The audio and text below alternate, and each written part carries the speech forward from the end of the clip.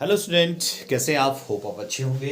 तो आज हम डिस्कस करेंगे रिफ्रैक्टिव इंडेक्स के बारे में। ठीक है, रिफ्रैक्टिव इंडेक्स जो है वो क्या होता है। तो देखिए, जब रे ऑफ लाइट जो होती है ना, एक मीडियम से दूसरे मीडियम में जो है वो एंटर करती है। जैसे वन मीडियम मैंने मान लिया यहाँ पे एयर। ठीक है, वन मीडियम मेरा हो गया एयर, और सेकंड मीडियम में यहाँ पे मान रहा हूं इसको, दैट इज ग्लास या वाटर, कोई भी आप मान सकते हैं।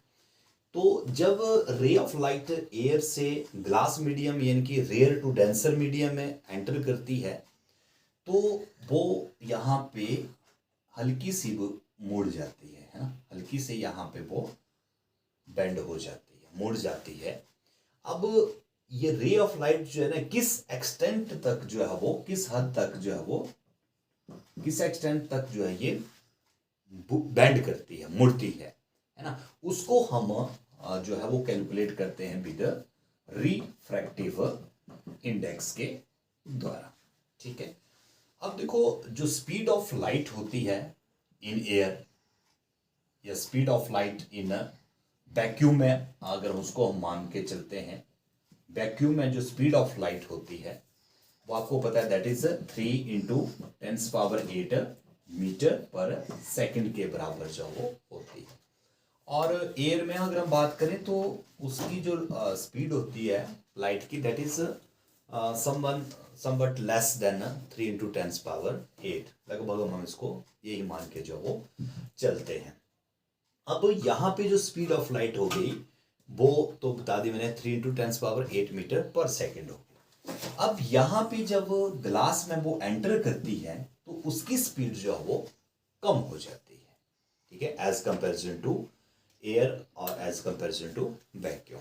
तो दूसरे मीडियम में जब वो आती है डेंसर मीडियम में, तो उसकी जो स्पीड होती है वो समवट कम हो जाती है ना। और मैंने बताया कि ये जो लाइट है किस हद तक ये बेंड होती है, उसको हम रिफ्रैक्टिव इंडेक्स के द्वारा जो वो रिप्रेजेंट करते हैं। ठीक है, तो रिफ्रैक्टिव इंडेक्स को हम फिर कैसे जो है वो निकाल सकते हैं, इसको हम निकालेंगे विद रिस्पेक्ट टू, जैसे एयर निकालेंगे, या मीडियम वन, जो मैंने मीडियम वन और मीडियम टू यहाँ पे लिखा है, तो उसको हम लिखेंगे फिर, इसको हम एन से रिप्रेजेंट करते हैं, that is the speed of light, speed of light in medium one and speed of light in medium to.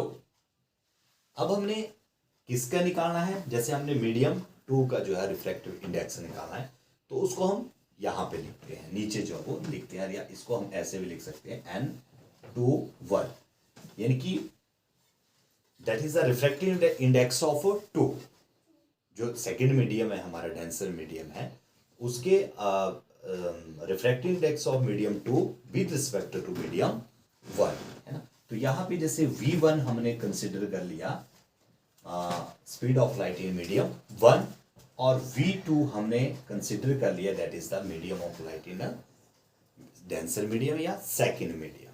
तो इस फार्मूले से जो है हम उसका रिफ्रैक्टिव इंडेक्स जो है वो निकाल सकते हैं। या फिर अगर हमने वन का निकालना है ना, the refractive index of one with respect to two, तो फिर हम इसको V2 V1 करके जो वो लिखेंगे। ठीक है, तो जैसे मानो कि speed of light in one medium,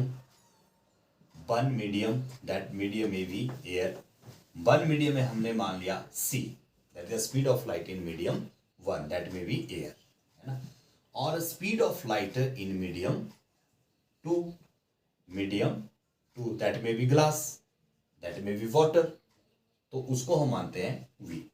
तो हमारे पास ये फार्मूला आता है N = C/V। तो इससे हम रिफ्रैक्टिव इंडेक्स जो है वो निकाल सकते हैं। जैसे अगर हम यहाँ पे देखें, एयर और ग्लास का अगर हम निकालना चाहते हैं रिफ्रैक्टिव इंडेक्स, तो उसको हम सिंपली देखो कैसे निकाल सकते हैं। N = speed of light in air, आपको पता है, दैट इज 3 × 10⁸ मीटर पर सेकेंड, और जो speed of light in glass होती है, दैट इज 2 × 10⁸ मीटर पर सेकेंड, है ना।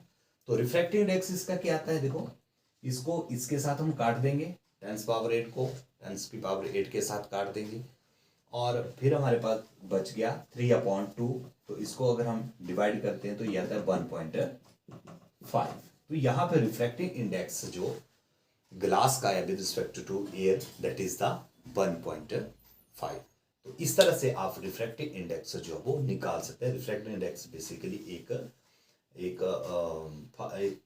इससे हम ये निकाल सकते हैं कि जो बेंडिंग ऑफ लाइट होती है सेकेंड मीडियम में वो किस हद तक होती है, किस हद तक वो रिफ्रैक्ट जो है वो हो रही है। तो होप है कि आपको ये टॉपिक जो है वो क्लियर हो गया होगा। तो आज के लिए बस इतना ही। Thank you.